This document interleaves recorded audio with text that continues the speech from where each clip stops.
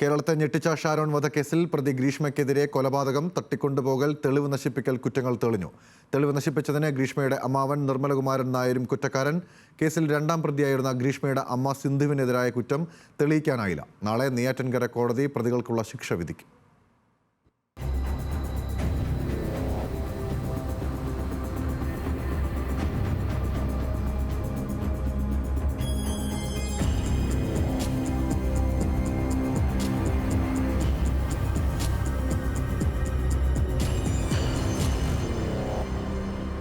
കളനാശിനി ചേർത്ത കഷായം കൊടുത്ത് കാമുകനെ വധിച്ച കേസ്.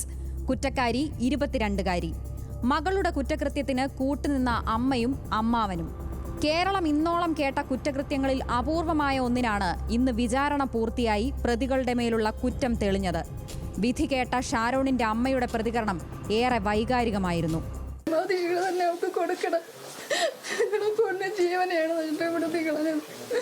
ഞങ്ങൾക്ക് ഇനി എങ്ങനെ കഴിഞ്ഞു പോകണമെന്ന് ഞങ്ങൾക്ക് തന്നെ അറിഞ്ഞുകൂടാ. എൻ്റെ ജീവനെയാണ് അവൾ കൊന്നു കളഞ്ഞത്. അവൾക്ക് പരമാവധി ശിക്ഷ തന്നെ കൊടുക്കണം. എൻ്റെ പൊന്നു ജീവനെയാണ്. 2 വർഷം കൊണ്ട് അതിവേഗം വിചാരണ പൂർത്തിയാക്കിയാണ് കേസിൽ വിധിയുണ്ടായത്. 2022 ഒക്ടോബറിലാണ് കേസിനാസ്പദമായ സംഭവം. ഒക്ടോബർ 14-നാണ് ഷാരോൺ രാജിന് ഗ്രീഷ്മ വിഷം കലർത്തിയ കഷായം കൊടുത്തത്. അവശനായി ചികിത്സ തേടിയ യുവാവ് ആശുപത്രിയിൽ ചികിത്സയിലിരിക്കെ ഒക്ടോബർ 25-ന് മരിച്ചു. പ്രതി ഗ്രീഷ്മയ്ക്കെതിരായ കുറ്റം സംശയാതീതമായി തെളിയിക്കപ്പെട്ടുവെന്ന് Neyyattinkara additional sessions judge AM ബഷീറിന്റെ വിധിന്യായം. ഷാരോണിനെ തട്ടിക്കൊണ്ടുപോയി വിഷം കൊടുത്ത് കൊലപ്പെടുത്തി, പോലീസിനെ തെറ്റിദ്ധരിപ്പിച്ചു എന്നീ കുറ്റങ്ങളെല്ലാം ഒന്നാം പ്രതി ഗ്രീഷ്മയ്ക്കെതിരെ തെളിഞ്ഞു. ഗ്രീഷ്മയുടെ അമ്മാവൻ നിർമ്മലകുമാറിനെതിരെ തെളിവ് നശിപ്പിച്ചെന്ന കുറ്റവും തെളിയിക്കപ്പെട്ടു. എന്നാൽ ഗ്രീഷ്മയുടെ അമ്മ സിന്ധുവിനെതിരായ തെളിവ് നശിപ്പിക്കാൻ സഹായിച്ചെന്ന കുറ്റം തെളിയിക്കാൻ പ്രോസിക്യൂഷനായില്ല. വിഷക്കുപ്പി അടുത്ത പറമ്പിലേക്ക് വലിച്ചെറിയാൻ കൂട്ടുനിന്നുവെന്ന കേസിൽ തെളിവിന്റെ അഭാവത്തിൽ സിന്ധുവിനെ കോടതി വെറുതെ വിട്ടു. രണ്ടാം പ്രതിക്കും മൂന്നാം പ്രതിക്കും കൊടുത്തിരുന്നത് തെളിവ് നശിപ്പിക്കലിനും മാത്രമാണ്.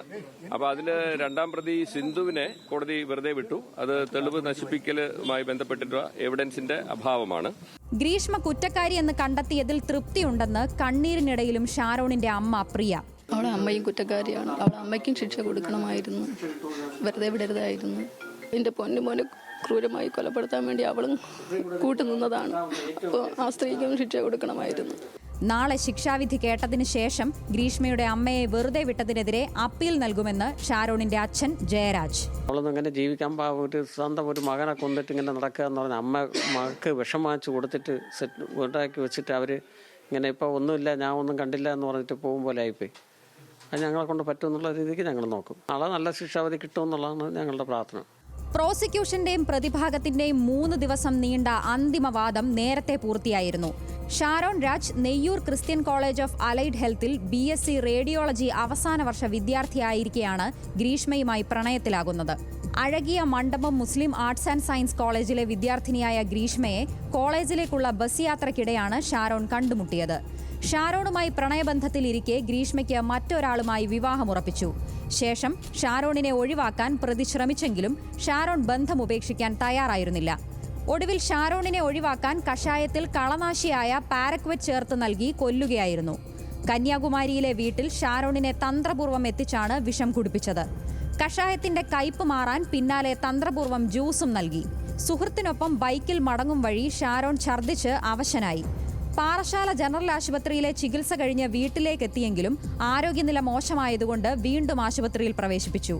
10 ദിവസത്തിനു ശേഷം വൃക്ക, കരൾ, ശ്വാസകോശം എന്നീ ആന്തരിക അവയവങ്ങൾ തകരാറിലായി ഷാരോൺ മരിച്ചു. വിധിയിൽ നമ്മൾ പൂർണ്ണ സംതൃപ്തരാണ്. അതായത് മറ്റ് ദൃക്സാക്ഷികളൊന്നുമില്ലാത്ത അവസരത്തിൽ പോലും കിട്ടിയ ശാസ്ത്രീയമായിട്ടുള്ള തെളിവുകളുടെയും അതുപോലെ തന്നെ ചില സാക്ഷിമൊഴികളുടെയും അടിസ്ഥാനത്തിലാണ് നമ്മൾ അന്വേഷണം മുന്നോട്ട് കൊണ്ടുപോയത്.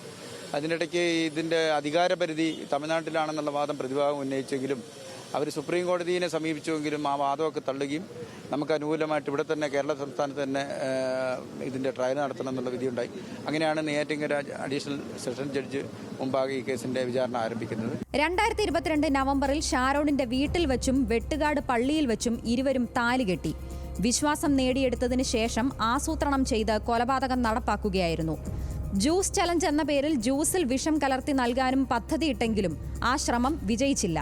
ഒടുവിൽ വിഷക്കഷായം കൊടുത്ത് ഷാരോണിനെ കൊല്ലാൻ അമ്മ സിന്ധുവും അമ്മാവൻ നിർമ്മലകുമാറും കൂട്ടുനിന്നുവെന്നായിരുന്നു കുറ്റപത്രം. ക്രൈംബ്രാഞ്ച് അന്വേഷണത്തിനിടെ ഒക്ടോബർ 30 ഗ്രീഷ്മ കുറ്റസമ്മതം നടത്തി. അടുത്ത ദിവസം അറസ്റ്റിലായ ഗ്രീഷ്മ പോലീസ് സ്റ്റേഷന്റെ ശുചിമുറിയിൽ അണുനാശിനി കുടിച്ച് ജീവനൊടുക്കാൻ ശ്രമിച്ചതും വാർത്തയായിരുന്നു. കഴിഞ്ഞ ഒക്ടോബർ 15 തുടങ്ങിയ വിചാരണ ഈ മാസം 3 അവസാനിച്ചത്. കേസിൽ 95 സാക്ഷികളെ വിസ്തരിച്ചു. മാധ്യമങ്ങളുടെ കണ്ണിൽപ്പെടാതെ 7 മണിക്ക് തന്നെ പ്രതിയെ പോലീസ് കോടതി മുറിയിൽ എത്തിച്ചു. ശിക്ഷാവിധി കേട്ട ശേഷം കനത്ത സുരക്ഷയിലാണ് പുറത്തേക്ക് കൊണ്ടുപോയത്. പ്രതികൾക്കുള്ള ശിക്ഷ കോടതി നാളെ വിധിക്കും. ന്യൂസ് മലയാളം, തിരുവനന്തപുരം.